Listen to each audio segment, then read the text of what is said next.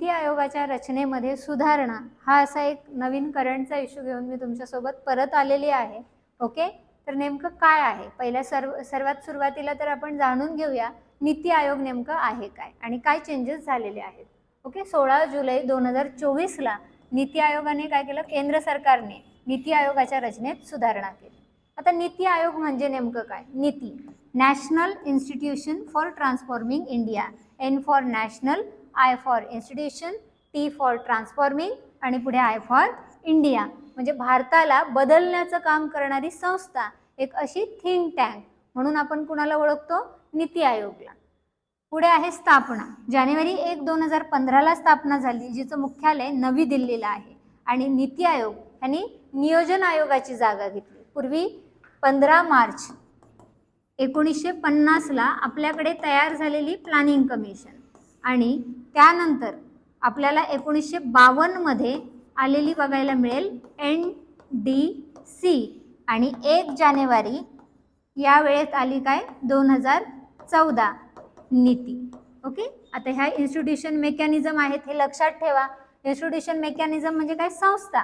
ह्या संस्था कशासाठी काम करतील? एक प्रकारे भारताच्या इकॉनॉमिक प्लॅनिंगसाठी. ओके, म्हणजे इंडियाज नॅशनल प्लॅनिंग जे आहे, भारताचं आर्थिक नियोजन आहे, त्याच्यामध्ये ह्या संस्थांचं योगदान मोठ्या प्रमाणात आहे. पहिल्या सुरुवातीला 1950ला 47ला स्वातंत्र्य मिळालं, पण लगेच आपल्याकडे अशी काही आर्थिक संरचना नव्हती. प्री इंडिपेंडन्स खूप सारे प्लॅन होते, पण कुणाचा प्लॅन घ्यायचा? कारण काही प्लॅन फोकस करत होते आपल्या देशातील कॉटेज इंडस्ट्रीला, तर काही प्लॅन फोकस करत होते इंडस्ट्रियल एक्सपान्शन, औद्योगिक क्रांती व्हायला पाहिजे भारतात सुद्धा. तर अशा प्लॅन्समध्ये पण काय होते? विविधपणा होता. असे 6-7 प्लॅन आपल्याला आलेले बघायला मिळतात. सुरुवातीचा प्लॅन होता विश्वेश्वरय्या ह्यांचा. त्याच्यानंतरचा प्लॅन आलेला होता तिसरा प्लॅन सेकंड प्लॅन होता काँग्रेसचा. तिसरा प्लॅन होता बॉम्बे प्लॅन. चौथा प्लॅन आपल्याला त्याच्यामध्ये बघायला मिळतो FICCI. Okay, people's plan, Sarvodaya plan, Gandhian plan. असे खूप सारे प्लॅन्स तुम्ही ऐकलेले असतील जे प्री इंडिपेंडन्स काळात तयार झाले. पण ह्या प्लॅन्सला, ह्या ज्या योजना आहेत की भारताचा आर्थिक विकास कसा होईल हे इम्प्लिमेंट करायचं काम कुणाकडे आलेलं? प्लॅनिंग कमिशन, जी बनलेली होती कधी? 15 मार्च 1950ला. हे प्लॅन बनवणार फायनल ऑथॉरिटी कुणाकडे असेल? 1952ला तयार झालेल्या NDC कडे. ती त्या प्लॅनला इम्प्लिमेंट करायची जबाबदारी घेणार आणि कोऑर्डिनेशन घडून आणणार. ओके, यांनी प्लॅनमध्ये अलोकेशन सांगितलेलं असेल, ते इम्प्लिमेंट करण्यासाठी कोण आली? NDC. तर अशा पद्धतीने प्लॅनिंगचं इम्प्लिमेंटेशन भारतामध्ये होऊ लागलं आणि भारताचा विकास हा प्लॅनिंगच्या माध्यमातून करावा, हे आपलं सुरुवातीपासून तत्व होतं. कारण आपण आहोत डेव्हलपिंग इकॉनॉमी आणि स्वातंत्र्याच्या काळात जर आपली परिस्थिती बघितली तर आपल्याकडे समस्या जास्त आणि पैसा कमी अशी परिस्थिती होती. आणि पैशाशिवाय पाणी हलत नाहीये. पैशाशिवाय आपल्याकडे औद्योगिक क्रांती, इंडस्ट्रियल एक्सपान्शन कसं होणार? पैशाशिवाय आपल्याकडे रोडवेज कसे तयार होणार? इन्फ्रास्ट्रक्चर कसं डेव्हलप होणार? हेल्थ, एज्युकेशन, बेसिक नीड्स ह्यांच्याकडे आपण लक्ष कसं देणार? आणि त्याच्यासाठी गरज होती प्लॅनिंगची. आणि हे प्लॅन तयार करण्यासाठी होती प्लॅनिंग कमिशन, तिला हेल्प करण्यासाठी होती NDC इम्प्लिमेंट करायला. ओके, आणि त्याच्यानंतर मग जेव्हा 2014ला आपलं गव्हर्नमेंट बदललेलं आपण बघितलं असेल आणि या गव्हर्नमेंटने निर्णय घेतला की भारताची आता प्लॅन डेव्हलपमेंट ठीक आहे झाली, पण आता भारताला बदललं पाहिजे, कारण भारताला स्वातंत्र्य होऊन बरेचसे वर्ष पूर्ण झाले. आणि म्हणूनच 1 जानेवारी 2015ला आपण तयार काय केलं? National institution for transforming India. कारण यांच्यामध्ये ज्या कमतरता होत्या त्या नीती आयोगने भरून काढायचा प्रयत्नाच्या उद्देशाने आपण काय केलं? याची स्थापना.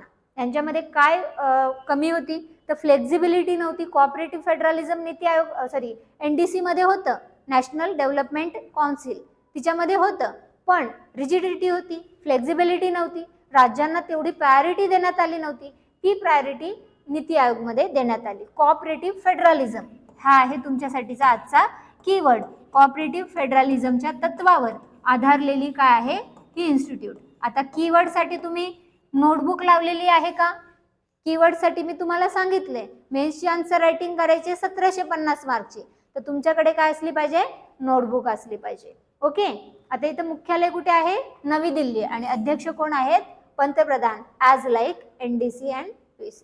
ओके, सो मुख्यालय दिल्लीला आपल्याला बघायला मिळतं. आता अध्यक्ष अगेन आता कोण आहेत? पंतप्रधान नरेंद्र मोदी, उपाध्यक्ष आहेत सुमन बेरी, हे आहेत उपाध्यक्ष, हे आहेत अध्यक्ष. पूर्णकाल सदस्य सुद्धा आहेत व्ही के सारस्वत, प्राध्यापक Ramesh Chand, doctor V K Paul आणि आनंद विरमाणी, हे काय आहेत पूर्णकाल सदस्य. पदसिद्ध सदस्य कोण आहेत म्हणजे ex officio members Amit Shah, जे गृहमंत्री आहेत, इकडे आहे अमित शहा, गृहमंत्री आहेत म्हणून ते नीती आयोगच्या पदसिद्ध सदस्यांमध्ये आहेत. Then Shivraj Singh Chauhan, okay, Shivraj Singh Chauhan.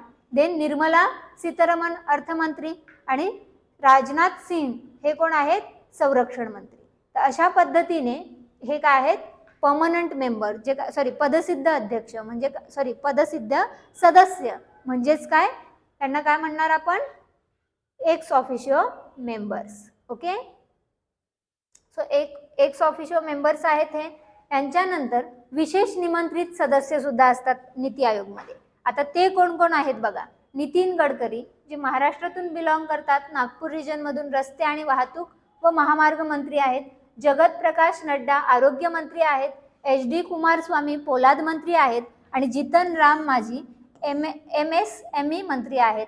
Okay, micro small and medium एंटरप्राइजेसचे मिनिस्टर आहेत आणि राजीव रंजन सिंह पंचायत राज मंत्री आहेत. अशा पद्धतीने त्यांचेही फोटो तुम्हाला इथे बघायला मिळतील.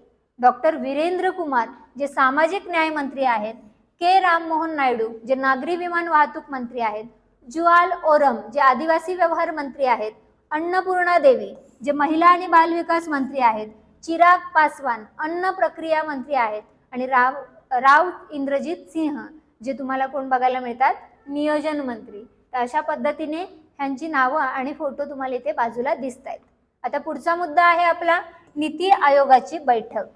देशाच्या आर्थिक धोरणांच्या आखणीत महत्त्वाची भूमिका बजावणारी आता कोण आहे नीती आयोग. कारण यांनी सक्सीड कुणाला केलं, प्लॅनिंग कमिशनला आणि NDC हे कुठेतरी डिझॉल्व्ह होऊन पुढे आलेली संरचना काय आहे नीती आयोग. आणि या आयोगाची 27 जुलै 2024 रोजी नवी दिल्लीमध्ये काय झालेली आहे बैठक झालेली, जी आपण बघतोय लेटेस्ट मीटिंग. ओके, पंतप्रधान नरेंद्र मोदी यांच्या अध्यक्षतेखाली नीती आयोगाची ही 9वी बैठक आपल्याला झालेली बघायला मिळते. विकसित भारत ॲट 2047 हे आपल्या PM यांचं काय आहे स्वप्न, जे 2047 पर्यंत 30 ट्रिलियन पर्यंत आपली काय जावी पूर्ण अर्थव्यवस्था, हे ड्रीम आणि हेच थीम इथं ठेवण्यात आले की भारत विकसित असेल म्हणजे डेव्हलप्ड. आता सध्या काय आहोत आपण डेव्हलपिंग कंट्री. डेव्हलपिंग कंट्री आपण कुणाला म्हणणार, डेव्हलपिंगची डेफिनेशन ING, याचा अर्थ प्रक्रिया चालू आहे आणि डेव्हलप्ड याचा अर्थ काय प्रक्रिया पूर्ण झाली, विकास पूर्ण झाला. डेव्हलप्ड ED लागलं, एखादी प्रक्रिया काय झाली पूर्ण झाली. आणि ING प्रक्रिया चालू आहे. डेव्हलपिंग नेशनचे कॅरेक्टरिस्टिक काय काय आहेत सांगा बरं, कमेंट्समध्ये तुम्ही पाठवू शकता. काय काय कॅरेक्टरिस्टिक आहेत, लोकसंख्या जास्त, आर्थिक परिस्थिती बिकट असते, कॅपिटल असतं का जास्त नाही. ओके, त्यामुळेच विकास तेवढ्या मोठ्या प्रमाणात झालेला नसतो. आणखी काय सांगू शकाल, पॉवर्टी, हंगर, अनएम्प्लॉयमेंट यासारख्या समस्या जिथे बघायला मिळतात. आणि अशी इकॉनॉमी जी ॲग्रिकल्चरवर जास्त पॉप्युलेशन डिपेंड असते. ही परिस्थिती भारतात पण आहे की नाही. आणि अशा पद्धतीने आपण काय आहोत डेव्हलपिंग कंट्री. आणि आपल्याला काय बनायचंय विकसित म्हणजे काय डेव्हलप व्हायचंय. याचा अर्थ ॲग्रिकल्चरची डिपेंडन्सी कमी करून कुठे जास्त डिपेंडन्सी इंडस्ट्री, जे आपल्याला स्टेबल सोर्स ऑफ इन्कम देईल. ओके, इंडस्ट्रियल एक्सपान्शन आपल्याकडे झालं पाहिजे. त्याच्यानंतर गरिबीचं प्रमाण कमी झालं पाहिजे, एज्युकेट लोकसंख्या असली पाहिजे, स्किल लोक असले पाहिजेत, म्हणजे ह्युमन रिसोर्स असेटमध्ये कन्वर्ट होतं. रिसोर्स कशाला म्हणणार आपण, असं काही संपत्ती, पण संपत्ती आपल्याला रिटर्न कधी द्यायला लागेल जेव्हा तिला युटिलाइज करू शकू. मग देशाची संपत्ती देशाचे नागरिक आहेत, वर्किंग पॉप्युलेशन आहे, पण वर्किंग पॉप्युलेशनकडे स्किल पाहिजे, वर्किंग पॉप्युलेशनकडे एज्युकेशन पाहिजे. त्यावेळेस त्यांना आपण काय म्हणू असेट, जे टॅक्स भरून आपल्या देशाला काय देतील रिटर्न आणि आपला GDP सुद्धा वाढवतील, कारण ते क्रिएट करतील वस्तू किंवा सेवा. आणि अशा पद्धतीने आपण होणार डेव्हलप्ड. तर हेच आपल्या काय होती या मीटिंगची 9व्या मीटिंगची थीम होती, विकसित भारत ॲट 2047. नीती आयोगाद्वारे दृष्टिकोन पत्रिका जारी. आता याच वेळेस नीती आयोगाने, हे अमेझॉनला पण अवेलेबल आहे.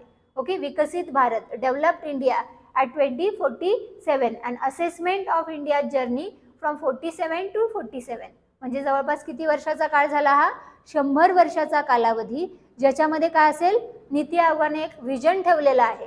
भारत कधी विकसित झाला पाहिजे? 100 वर्षामध्ये आपण डेव्हलपिंग ते डेव्हलप्ड ही जर्नी पूर्ण केली पाहिजे. आणि याच्यासाठी तयार केलेला काय आहे हा अप्रोच पेपर या नावाने हा दृष्टिकोन विजन फॉर विकसित Bharat at 2047 and approach paper हा डेव्हलप केलेला आहे. ही दृष्टिकोन पत्रिका जारी केलेली आहे.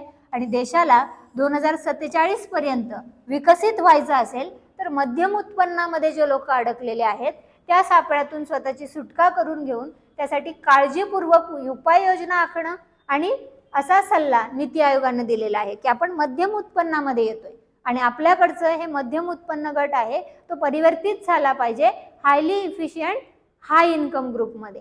आणि त्यावेळेसच डेव्हलप होईल काय भारत. आणि त्याच्यासाठी नीती आयोगानं हा सल्ला दिलेला आहे.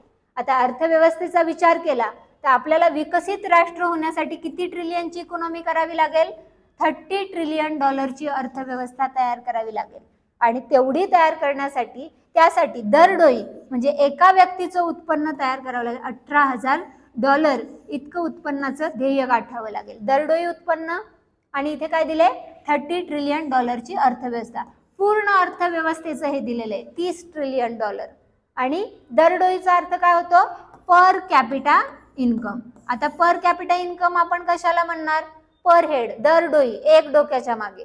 म्हणजे आता समजा 10 लोक आहात तुम्ही ह्या रूम मध्ये, असं इमॅजिन करा 10 लोक आहेत आणि रूम मध्ये आलेले आहेत 100 रुपये. तर 10 लोकांमध्ये डिस्ट्रीब्यूट काय होणार? 10. प्रत्येक व्यक्ती कुणी कदाचित रूम मधला 50 कमावतोय, कुणी 2 रुपयेच कमावतोय, कुणी 3 रुपये कमावतोय, कुणी 5 कमावतोय. ओके, असं प्रत्येक जण वेगवेगळं कमावत आहेत. पण ॲव्हरेज काढलं तर काय मिळणार आपल्याला? 10च मिळते. असंच देशाचं पण आहे. प्रत्येकाचं उत्पन्न सारखं आहे का? नाही. पण जेव्हा पर कॅपिटा उत्पन्न काढलं जातं एकूण उत्पन्न डिवायडेड बाय काय असतं?